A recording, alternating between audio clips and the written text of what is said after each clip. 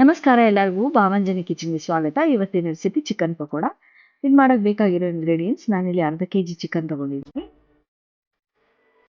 ಮತ್ತೆ ಒಂದು ದಪ್ಪದ ಬೆಳ್ಳುಳ್ಳಿ ಬಿಡಿಸಿಟ್ಕೊಂಡಿದ್ದೀನಿ, ಸ್ವಲ್ಪ ಹಸಿಮೆಣಸಿನಕಾಯಿ, ಹೆಚ್ಚಿಟ್ಕೊಂಡಿರೋ ಕರಿಬೇವು ಸೊಪ್ಪು, 1 ಟೇಬಲ್ ಸ್ಪೂನ್ ಕಡಲೆ ಹಿಟ್ಟು, 2 table spoon cornflour, 1 egg white, ರುಚಿಗೆ ತಕ್ಕಷ್ಟು ಉಪ್ಪು, ಸ್ವಲ್ಪ ಶುಂಠಿ ಪೌಡರು ಇಲ್ಲ ಶುಂಠಿ ಪೇಸ್ಟ್ ಆದರೂ ಆಗುತ್ತೆ, 2 ಟೇಬಲ್ ಸ್ಪೂನು ಪೆಪ್ಪರ್ ಪೌಡರು, ಸಣ್ಣದಾಗಿ ಹೆಚ್ಚಿಟ್ಕೊಂಡಿರೋ ಕೊತ್ತಂಬರಿ ಸೊಪ್ಪು ಮತ್ತು ಲೆಮನ್ ಜ್ಯೂಸ್.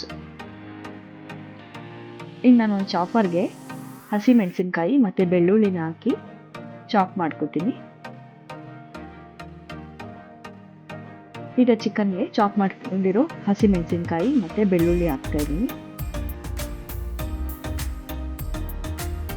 ಶುಂಠಿ ಪೌಡರು, ಪೆಪ್ಪರ್ ಪೌಡರು, ರುಚಿಗೆ ತಕ್ಕಷ್ಟು ಉಪ್ಪು,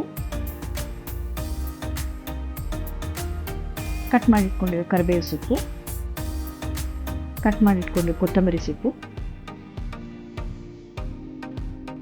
ಕಾರ್ನ್ಫ್ಲೋರು ಮತ್ತು ಕಡಲೆ ಹಿಟ್ಟು,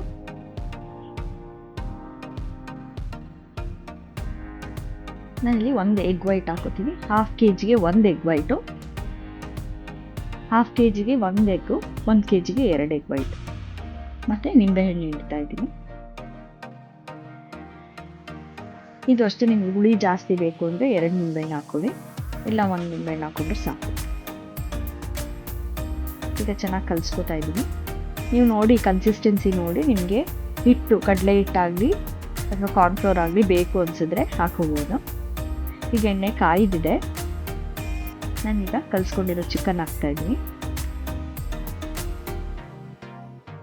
ಸ್ವಲ್ಪ ಗೋಲ್ಡನ್ ಬ್ರೌನ್ ಆಗೋ ತನಕ ಒಂದು ಮೀಡಿಯಮ್ ಹೀಟಲ್ಲಿ ಇದನ್ನು ಬೇಯಿಸ್ಕೋಬೇಕಾಗುತ್ತೆ. ಟೇಸ್ಟ್ ತುಂಬಾ ಚೆನ್ನಾಗಿರುತ್ತೆ.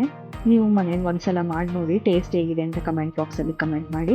ಇಷ್ಟ ಆದರೆ ಖಂಡಿತವಾಗ್ಲೂ ಲೈಕ್ ಮಾಡಿ.